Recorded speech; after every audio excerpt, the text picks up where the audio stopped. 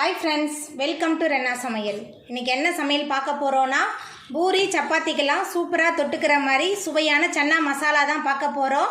ரொம்ப எளிமையான முறையில் வீட்டில் உள்ள மசாலா வச்சு ரொம்ப சூப்பராகவும் அசத்தலாகவும் இந்த சன்னா மசாலாவை செஞ்சிடலாம். அந்த சுவையான சன்னா மசாலா ரொம்ப சூப்பராக எளிமையான முறையில் எப்படி செய்கிறதுன்னு வாங்க பார்த்துடலாம்.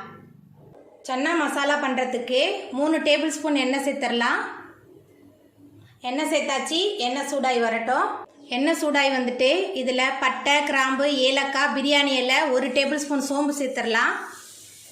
நம்ம சேர்த்த பட்டை, கிராம்பு, ஏலக்காய், பிரியாணி இலை எல்லாமே நல்லா பொரிய ஆரம்பிச்சிருச்சு. பொடியாக நறுக்குன ஒரு பெரிய வெங்காயம் சேர்த்துடலாம். பெரிய வெங்காயத்தை சேர்த்துட்டு நல்லா வதக்கிடலாம். வெங்காயம் நல்லா வதங்கி வரணும், அது வரைக்கும் நல்லா வதக்கிடலாம். வெங்காயம் நல்லா வதங்கி வந்துருச்சு.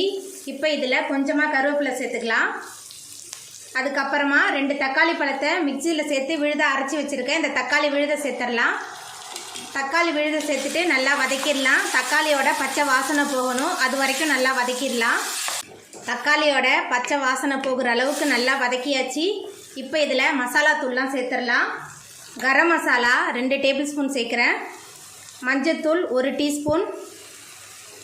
தனி மிளகாய் தூள் 1.5 டேபிள் ஸ்பூன். உங்கள் காரத்துக்கு தகுந்த மாதிரி சேர்த்துக்கோங்க. கொஞ்சமாக தான் உப்பு சேர்க்குறேன், ஏன்னா கொண்டக்கடலை வேக வைக்கும் போதே கொஞ்சமாக உப்பு சேர்த்துருக்கேன். இப்போ மசாலாலாம் நல்லா வதக்கிடலாம்.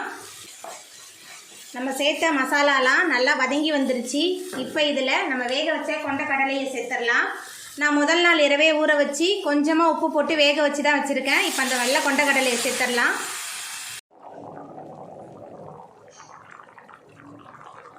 நம்ம வேக வச்ச மசாலா, கொண்டக்கடலை எல்லாமே சேர்ந்து நல்லா கொதிக்க ஆரம்பிச்சிருச்சு. இப்போ இதில் 4 டேபிள் ஸ்பூன் வேக வச்ச கொண்டக்கடலையை மிக்ஸி ஜாரில் சேர்த்து கொரகொரப்பாக அரைச்சி வச்சுருக்கேன். அந்த கொண்டக்கடலை விழுத சேர்த்துடலாம். கொண்டக்கடலை விழுத சேர்த்துட்டு நல்லா கலந்து விட்டுறலாம். எல்லாமே சேர்ந்து நல்லா கொதித்து நல்லா திக்கான பழத்துக்கு வரணும், அது வரைக்கும் நல்லா கொதிக்கிட்டோம்.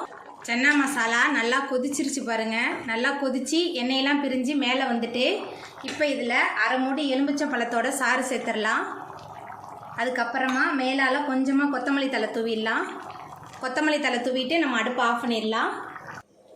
அவ்வளோதாங்க, நம்மளோட சுவையான சன்னா மசாலா எளிமையான முறையில் ரொம்ப சூப்பராக ரெடி ஆகிட்டு ரொம்ப சுவையாக இருக்கும். பூரி சப்பாத்திக்கெலாம் தொட்டு சாப்பிட்றதுக்கு நீங்களும் உங்கள் வீட்டில் இந்த சுவையான சன்னா மசாலாவை உங்கள் வீட்டில் செஞ்சு பாருங்கள். இந்த வீடியோ உங்களுக்கு பிடிச்சிருந்தா லைக் பண்ணுங்கள், ஷேர் பண்ணுங்கள், கமெண்ட் பண்ணுங்கள், சப்ஸ்கிரைப் பண்ணுங்கள். அப்படியே பக்கத்தில் உள்ள பெல் பட்டனை கிளிக் பண்ணிடுங்க. நன்றி.